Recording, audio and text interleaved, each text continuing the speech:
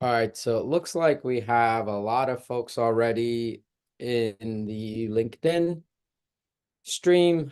We've got some folks that will be joining on Zoom as well. I see a couple folks on there as well. Please use the question and answer session, or you can message Sunkit.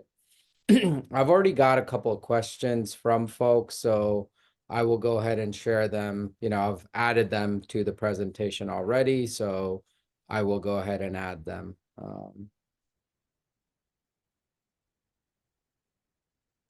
So yeah, let's go ahead and get started. Again, looks like there's a lot of people on the LinkedIn. We only have a couple people on the Zoom, but either way, you should be able to ask questions. If you're not sure for the LinkedIn folks, you can message Sunkit and he'll be able to ask those questions for you. On the Zoom, you should be able to ask directly. So yeah, welcome. Hopefully everybody's having a good day. We're going to walk through, what's going on with the NERC 2024 changes. It's been a little bit rough for everybody because of, it took a while for everything to come out and everybody had to scramble. But hopefully you're better prepared, and we'll kind of share what we've learned so far from the implementations. We did this same session maybe a few months ago, so we have some updates, and we'll give you, what's going on. So it'll be myself and Rashid. So we'll be going through the 2024 compliance updates for solar and wind GADs. I don't think we'll have actually enough time for the design data review. Based on questions I had, we had to add a bunch more items, but please feel free to email us or message us. And I'll send you some information a little bit later. You can ask any questions. There's no cost. If you are stuck with what you're doing, or if you have questions, we'll be happy to answer. So again, I'm Amit Patel. Thank you for joining. So our agenda today is going to be step one: what is the status of NERC? And more importantly, where should you be at this point? Next, we'll talk a little bit about a summary and detailed findings of what we're seeing, the key issues are, and just help you, again, clarify. And I'm going to walk through a lot of the open questions I have. I have slides for those. And then we'll talk a little bit about reporting and take any final Q&A. So let's get right to it. Where is NERC? If you look at this timeline, right? Supposedly start collecting data January 1st, submit to NERC on August 15th or so. And this is today, right? This is April 10th. So, well, we're actually missing the file format. We don't have that yet. There's not a simple way to register and get your IDs either. So while the rules are ready, a bunch of the other items aren't. So folks are struggling with this because they are looking to make sure that this is ready, because everything can be tested. Unfortunately, I'm sure NERC has their work cut out as well. So we're just waiting for them to get this done. Now, given that, you should still be ready, because remember, everything's due in August, right? So you should be done with January and February performance and the creation of NERC events at this point. Your data should be tested and tied out. Now, what I will say is that if you had wind initially, it's a little bit easier because you're just adding the events portion. For solar, everybody's starting from scratch, so it's a little bit tougher, or can be a lot tougher depending on, what data you have. So again, January and February should be ready to submit. And I apologize for that if that was up. You should have started collecting data on January 1st. We're here, April 10th. January and February data should be tested at this point. You should really be ready to submit. And then around July 4th, you should be ready to review and finalize Q2. Submit that. By that time, you should absolutely have Q1 and Q2 ready. And sometime in August is when you would do the first submission to NERC. Now, that submission is probably going to get a little bit hairy because it's the first time for NERC. It's the first time for you. There will be lots of errors and issues. So expect that, I haven't gone through this so many times. We don't see this being smooth. This entire process hasn't been smooth at all. So, just keep time for that. And, depending on what you're doing, as we get closer, just be careful with vacations, etc., with the key people that are going to be required for these submissions, and just prepare for a little bit of a rocky process on your side and possibly NERC's, because it's brand new for them as well, and they may not know what everybody else, how they're submitting the data and nuances of it. So just be ready for that. All right. Again, as I go through this, please let me know if there are any questions, and we'll be happy to answer them as we go. All right. So what are our session goals for today, aside from, the initial work that I gave you? Step one, right? What you're going to get out of this session is to understand what general problems users are having adapting to the 2024 NERC GADS requirements. Number two, NERC event issues. This is the most common thing that we see, understand and dissect common issues with this. Then we'll go into performance card issues. I'm not seeing a ton of questions now. I'll still go through the same stuff that we had before. The thing that I am seeing is that folks, for certain calcs, they still haven't done those calcs, or they're not doing them properly. So I'll point them out one more time. And then we'll end with a question and answer and have your questions answered.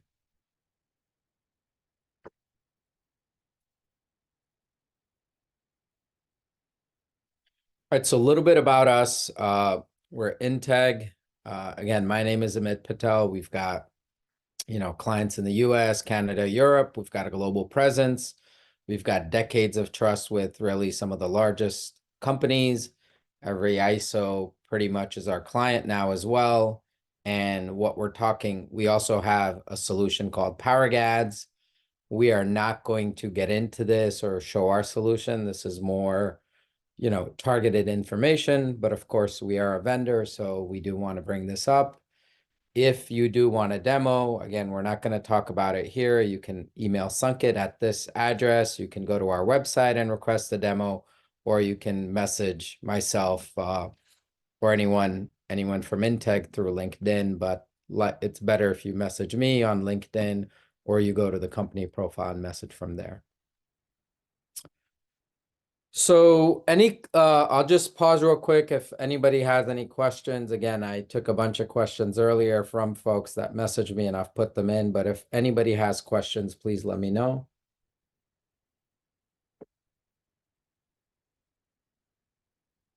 Sunkit, are there any other questions? I just want to make sure from LinkedIn or anywhere else before I move forward.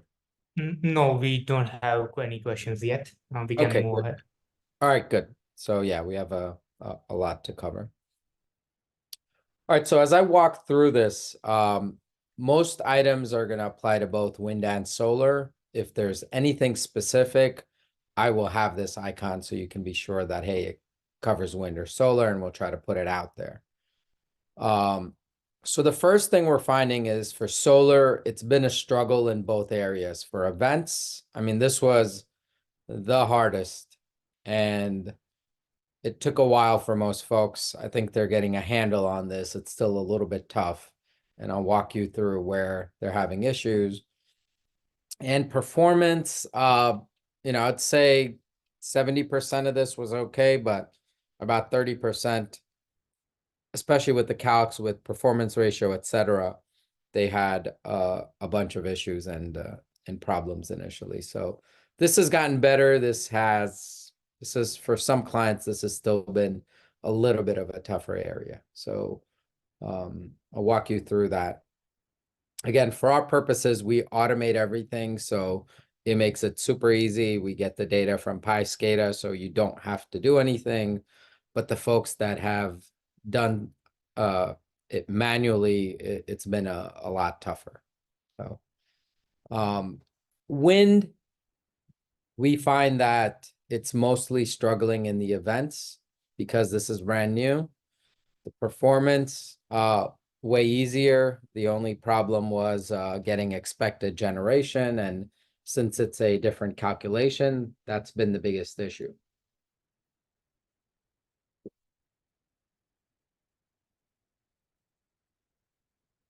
All right, so we're looking at one of our screens, right? This is what the data looks like. This is what NERC events, this is what you're going to report to events.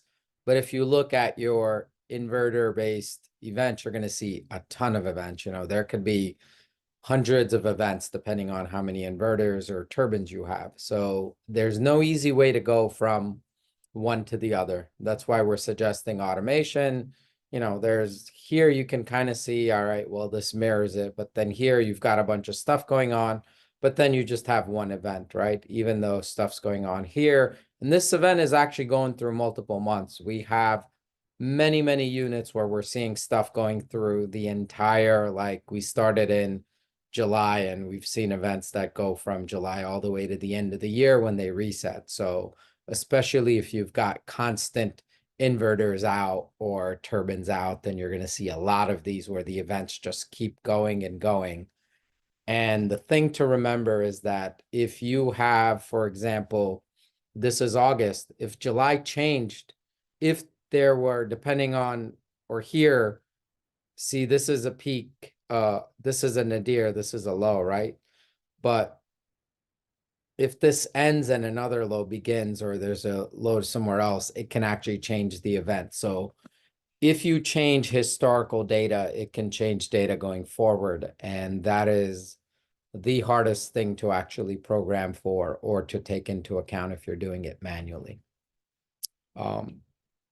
So all of that assume that you have, you know, great data, but it's not really the case. Obtaining proper data has been a problem for folks.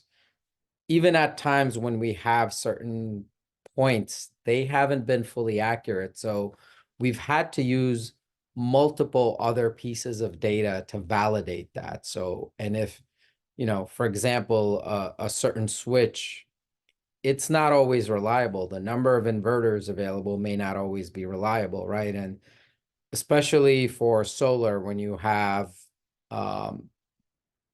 between, you know, when the sun sets and when it rises, it, you know, some of these things just go out or they're showing a status, but you can't just look at the status. You have to understand what else is going on. So you have to look at generation, sunrise, sunset, bunch of other items. We're seeing the same thing with wind, fault codes, etc. And some of it is human, where people just didn't set it. For example, with maintenance, you're supposed to set that you're doing certain maintenance. If you don't set it, well, the codes aren't going to reflect it. And then you're going to end up showing a forced outage when it should have been a maintenance outage calculated automatically. Once you're done after the fact, you're going to have hundreds of events. Nobody's going to be able to figure out if it was a maintenance or not, right? You can, if you have a real-time system, you can go back to that. But then again, it's a lot of work. So, you know, this is the thing we're going to preach, is to look at these pieces and make sure that any automation you have is accurate as possible. And then look at the human factors where people are coding things, right? It really doesn't matter right now if you're a little bit off, but remember, in most places now, capacity is tied to payments. And there is going to be a future in which, you know, this data will be important. There will be dollars tied to a lot of it. So you have to start making sure now that you have a good process. Number two, missing data. Again, we're doing automation, so this has been incredibly easy, but you have to identify when data is missing. With automation, it's very easy. What's the strategy to fill it in, and how do we do this with an acceptable level of accuracy? Again, that's been very easy for us with automation. If you're not automating, please be very careful. And last but not least, how do you overcome chatter? And especially, where data points aren't as accurate or reliable when you're looking at 5-10 minute data, how do you, make sure of that? Again, we're automating, so it's very easy, but for your purposes, please do this. Otherwise, you're going to get tons of events that should not be there, and the volume will kill you basically. And some of this is inaccurate, so you have to make sure that, hey, if the same fault is going on and off for every, let's say, minute, then you're going to have to ignore it and go back to the last fault and look at that fault and check it with other information such as generation or other codes, and or seeing if switches are open, etc., and validating whether there actually is a fault or not.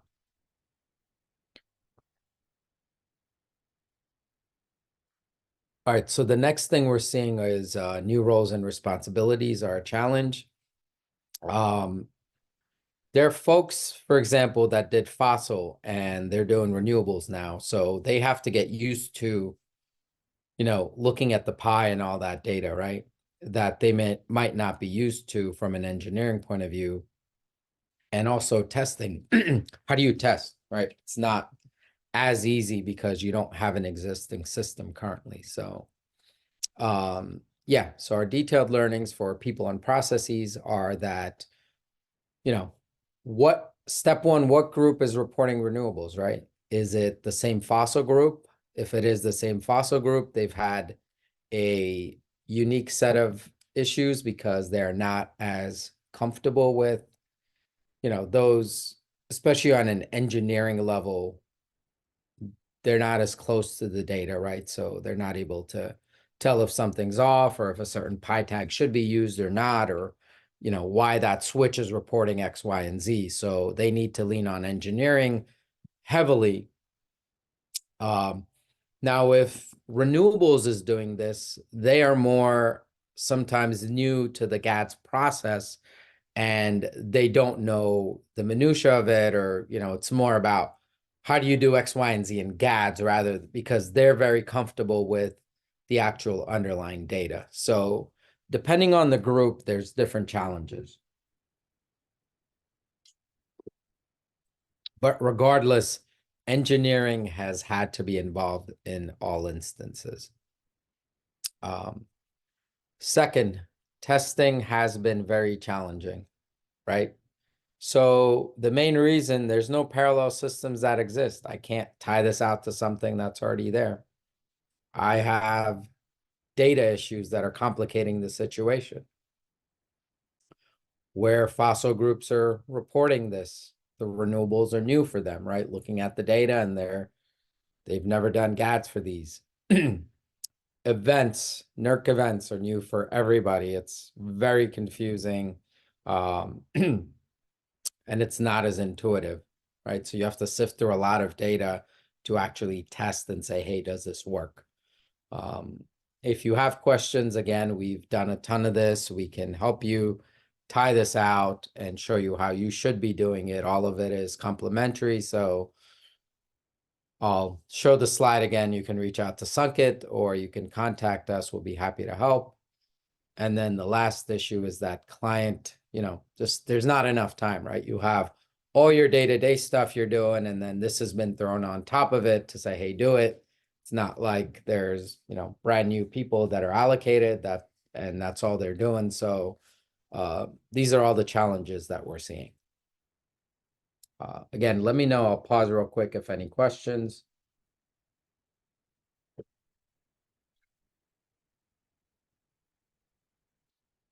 All right, so the next thing is reporting. Pretty much nobody is focused on reporting because while all the metrics are there in the DRI, people are not sure what to do with them. What will they mean? And really what we're finding is folks, when you report off the NERC events, it's not as helpful for them. They're actually, we're capturing data on a more granular level, and they're going to be reporting based on that. And what we're also finding is that, the typical NERC reports with the metrics are not as helpful. You need a lot of graphs, and, you need to see how and what's happening with things, right? So it's, we're seeing that a ton of graphical views are going to be critical here. So again, if you have any questions or need assistance, it's complimentary with whatever you're doing. Or if you want a demo, you can reach out to Sunkit. You can get us on the website or LinkedIn. And really where we've had questions from the past seminars or webinars, a bunch of folks have reached out. We've helped them. Where the biggest problem is, where we have people reaching us, is the NERC events, right? These events, they can change over time. So what you had in January, because if it's continuing, that event could change by the time you get to March.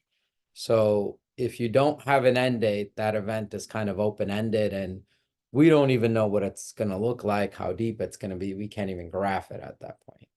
And then changing historical data in a past month can have impacts for multiple future months, all the way until, the end of the year. So this is very complex. It's, it's nothing like the current GADs, which is, 100 times more easier to comprehend and test and work with. So for everything, we start with are your megawatts from Pi SCADA or your faults, and then you have your switches and your different faults or other codes for wind. In general, for most of the decent larger units, we've got over 1 million records that we're generally working with when we're automating. And then we are doing inverter or turbine level, figuring out the forced outages.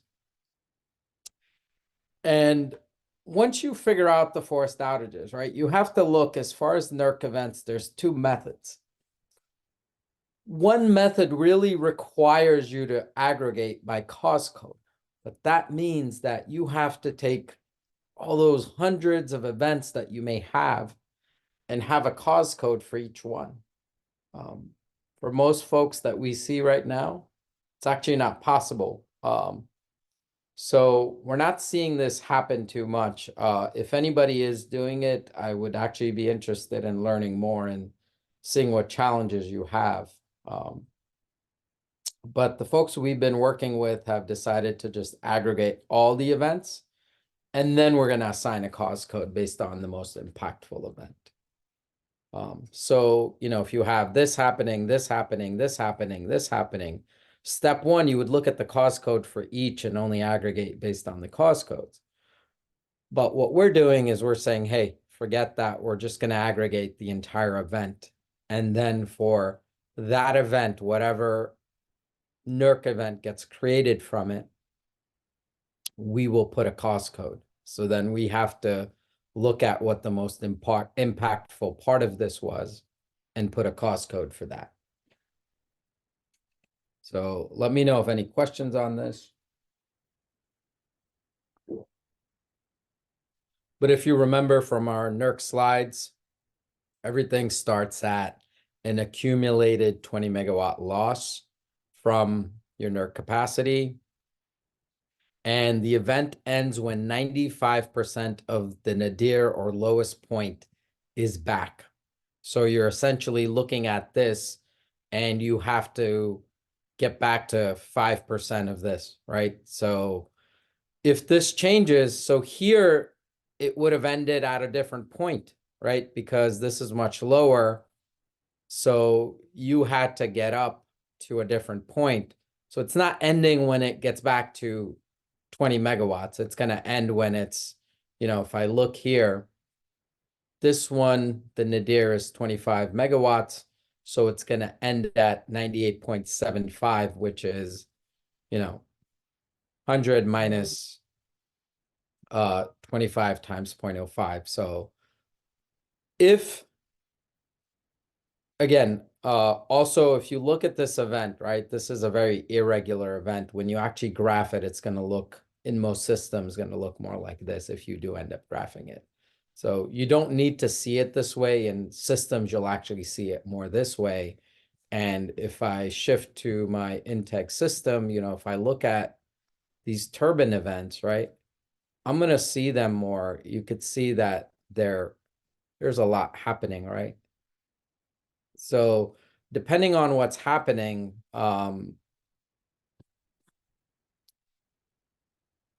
you'll have everything graphed, but your NERC events, if you look at your NERC events, right, they're going to be very flat and they'll look nothing like this, and they shouldn't. So, but this makes it hard to understand this stuff and say, hey, when is the 20 megawatts? When is the percentage? And the bottom line answer is you're not going to be able to tell manually. You're not going to be able to eyeball it.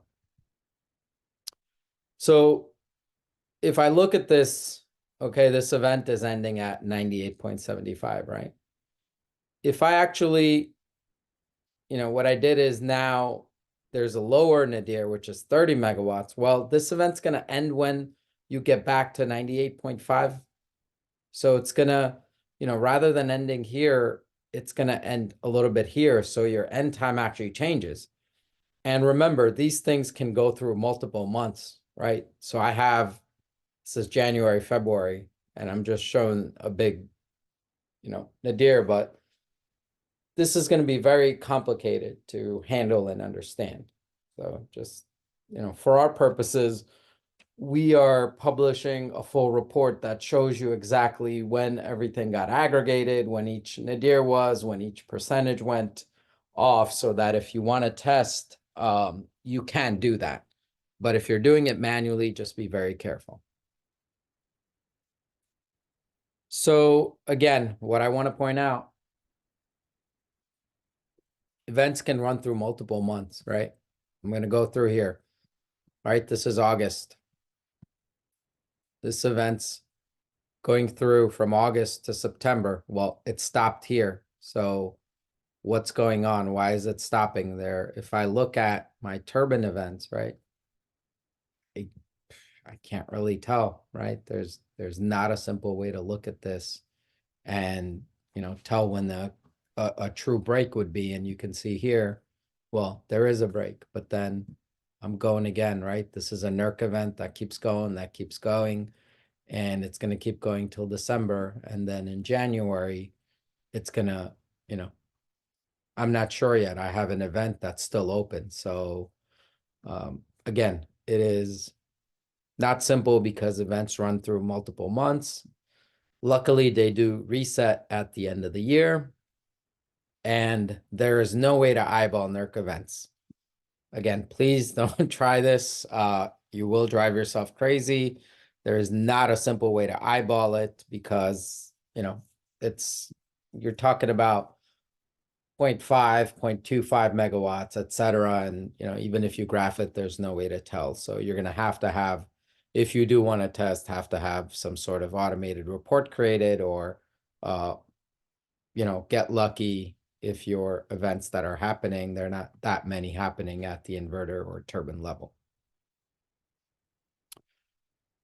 The additional complexity is that when you get to the end, right, when you have that NERC event, you're going to want to assign cost codes. So if I look at this and I have this NERC event and I need to assign a cost code, well, number one, I have to make sure that is there any operating contributing condition? If that's not there, then what I do is I look at my biggest event, right? So, and this may be multiple months, and I have to look at it on a turbine basis. And if I say, okay, well, you know what, based on everything that's happening, uh,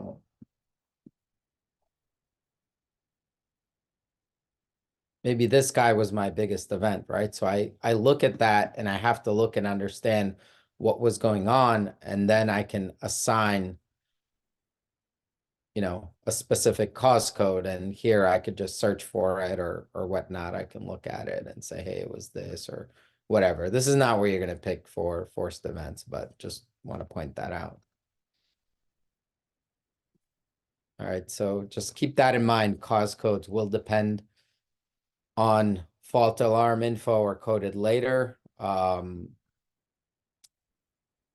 And if you actually want to get a cause code for every single turbine and inverter event, then you're going to need mappings. So far, we're not seeing anybody that has successfully accomplished this in an accurate way. So I can't tell you any more really right now, unfortunately. If anybody has done it, I'd love to hear from you, and we can share some info.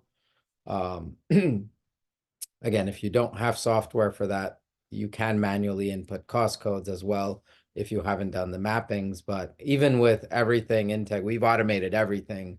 We still do not have a good way to, automate the cost code. So just want to point that out. Even for us, all clients still have to, at the end of the day, they don't have to do anything. They have to come in and they still need to put in some sort of cost code. So just want to point that out. So yeah, again, creating NERC events is not easy. So the second item for automation that we're finding is that everything's defaulted to forced, right? Unless we know that it's maintenance. And even when we know that it's supposed to be maintenance, the problem is that the tags do not tell us. So this is really a problem that a lot of clients are having. And what we're doing now, we're also looking at the real-time systems. And if they say, hey, there was a maintenance or planned event, then we're going to make sure anything that happens around that time can be captured as such. But it's not easy because especially if it's a derating, right? If it's an outage, it's very easy for the entire one. But if it's a derating, well, most systems don't capture and they don't let you say, hey, I'm derating, but I'm doing it for these specific inverters and these specific turbines. In the Intech systems that do real-time outages now, we are starting to require and put that, because then what's going to happen, I'll know exactly which turbine or inverter, or from the feeders, I could tell which inverters are going to be out, right? And then I don't worry about those. If those are in maintenance or planned, then, and it's a derate, so be it. I can always skip those and make sure that they're not considered forced. But all of this is, causing a rethinking of how even systems upstream work. And we're making sure that everything's going to be integrated, and you should too as well. So, because there's not a simple way to do all of this and do it accurately and do it in an automated fashion that's accurate. So you will have to make sure other systems are updated as well in the future. For now, you're going to chug along, do the best you can. But if you have any questions, we'll be happy to help, because we've solved a lot of these internally as well. So, so again, last thing, to summarize for the cause code confusion, suggestion is do it manually for the final NERC event. You shouldn't have too many NERC events. You'll have a lot of individual events. If you want to automate it, good luck. You're going to need a lot of mappings. Again, I don't suggest this because nobody's been able to do it yet. But if you have done it, I would love to learn more. So yeah, and then what we've done also is we find the maximum event for clients, and then they're able to figure out the cost code. So this is something we're working on adding, so it's simplified for our clients. But again, just keep this in mind as you're doing this. So, all right. So let me know if any questions. I'll pause for a second. All right. So again, we need to allow manual event changes as well, because if you're looking at this, right? And if I go to my, let's say, place where I have turbine level events, well, I may need to change these, right? I may need to update one of these to maintenance or PO, because it just wasn't captured and somebody messed up. In our world, Integ is automating all of this, but not everybody will have the data, or if it's not hooked up, we're going to let you do this manually if you're not automating, or if you can't automate yet with us. So just keep that in mind. You have to have the ability to update the manual events. For solar automation logic, we see lots of folks not utilizing the sunrise and sunset times. This is going to lead to bad data. So please make sure that, you use this. I haven't seen one instance where it's been accurate where they haven't used it. So there are cases and nuances where you have to use it.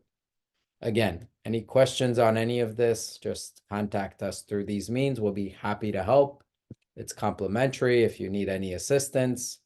And also if you need a demo, but you don't need a demo for the assistance. You could still do this yourself. If you want to do it, it's not a problem. We'll still be happy to help. So performance, I won't go into this too much. I think we have a hard stop at 12:45 today.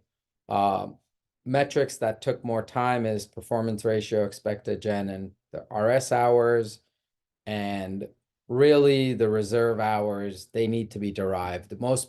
Almost nobody so far has an accurate way of getting these, so they should be derived, meaning you sum everything else up, and what's left over from the period hours is going to go into the reserve hours.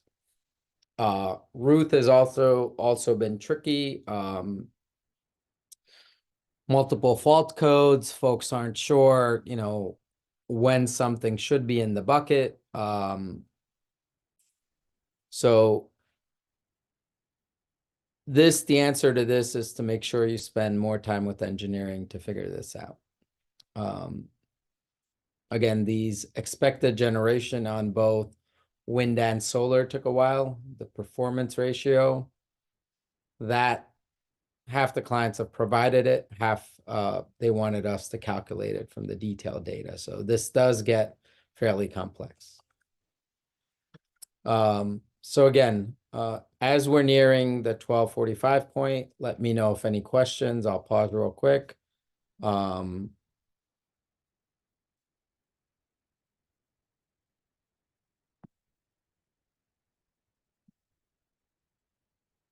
right, so just again to summarize, January 1st, August 15th, this is today. NERC still is not ready with some of these, but you should be ready. You should have your January and February ready.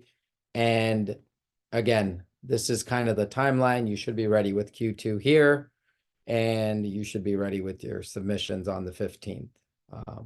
So let me know if any other questions, please. If not, we will conclude this, and thank you everyone for attending.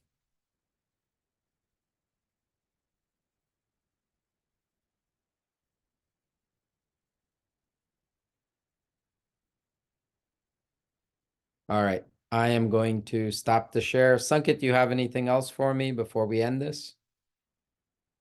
No, just wait for a minute or so in case someone. Sure, no problem.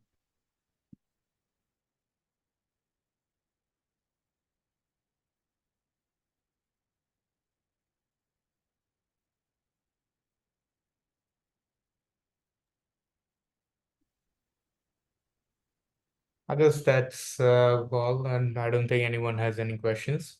So Yeah, we and I can. got a lot of the questions anyway, so all right. Thanks, guys. I'm going to end it now. Thank you. Take care.